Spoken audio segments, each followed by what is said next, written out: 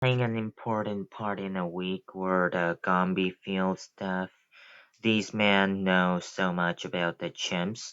They loved being there as part of the exhibit, talking to the children about the chimps, their behavior and their food. There is no way there will be hunting and poaching at Gombe so long as we have the money to pay our field staff. Although the chimps who used to live in the forests all along the lake shore have gone, along with the trees that were their home. The chimpanzees of Gombe are safe. When I go to visit them, I can escape into the forest world I know so well and love so much. It's a world of entwined branches, soft colors and shades of brown and green and yellow. I always get new strength from the forest and also a sense of peace that I can take with me back into the hurly-burly of the lecture tower world. My last Gombe visit was only for a week, but what a wonderful 7 days. Of course, I saw Fi and most of her family and many of the other Casacella community chimps. Then I went to the beautiful Mitumba Valley in the north of the park. While all those years ago I first watched chimps in a big mas Masalila tree.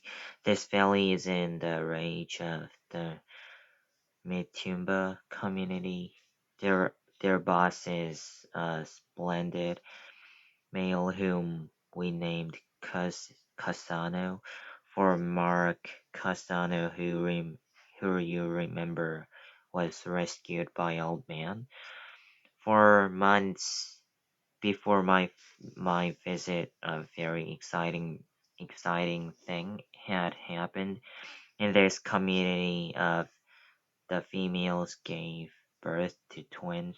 This is only the second time in all the 35 years of our research we have been able to observe twins. The first pair of twins, born 20 years ago to Melissa, were undersized and weak from birth, especially one of them, Melissa, never seemed to have enough milk for two babies. So we were not surprised when the weak one died at the age of 10 months. I was thrilled to see that these new twins, a male and a female, were strong and healthy. If anything, are large for their age, and they are absolutely the most beautiful babies. Their mother is calm and amazingly clever at carrying around two infants. She's called Rafiki, whi- which means friend in Kiswahili. Kiswahili. He have we have named the twins Roots and Shoots. The ma- the male is Roots or Rootsy, as he will be known. He has a wonderful thick white beard. In fact, he looks just like Dave. Graybeard must have looked as a baby. Should say the female has just a few little white hairs on her chin. Both have alert faces with great wondering brown eyes. They are very active and very curious. Often I saw them come face to face, stare for a moment, then touch lips, kissing each other. We are all praying that they will both survive.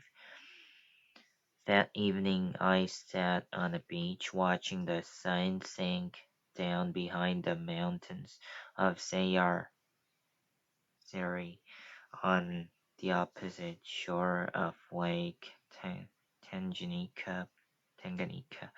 It looked so peaceful, yet I knew that over there were hunters, nothing where chimpanzees made their nests, so they could shoot them at first light. Suppose Fi and Lil Ferdinand lived over there, or Rafiki and her twins.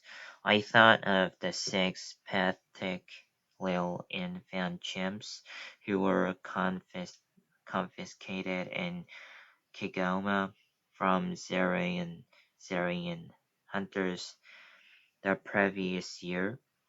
Four, four of them are still alive, and soon they will move into a big sanctuary. But there are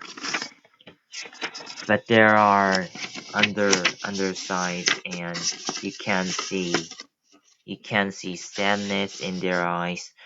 We do our best to make them happy, but they have lost their freedom and they have lost their mothers.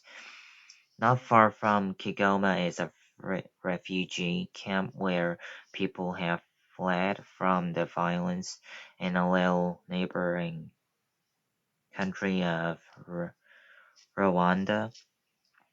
There are many human orphans there, children who have watched their parents killed. How do we help make the world a better place for all the hurting, desperate people and animals? The only way is for each of us to do what we can in our own little neck of the woods. Here is one last story. It is about a man called Rick Swab. He is a truck driver. Once every year, he takes his family, his wife, and three little girls to the zoo. In this zoo lives a chimpanzee called Jojo. Jojo was born in Africa. When he was about 2 years old, his mother was shot, and he was sent to North America to the zoo.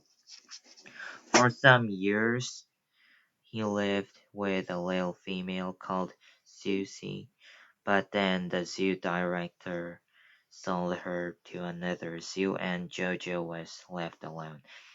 This was very cruel, although maybe the director didn't understand.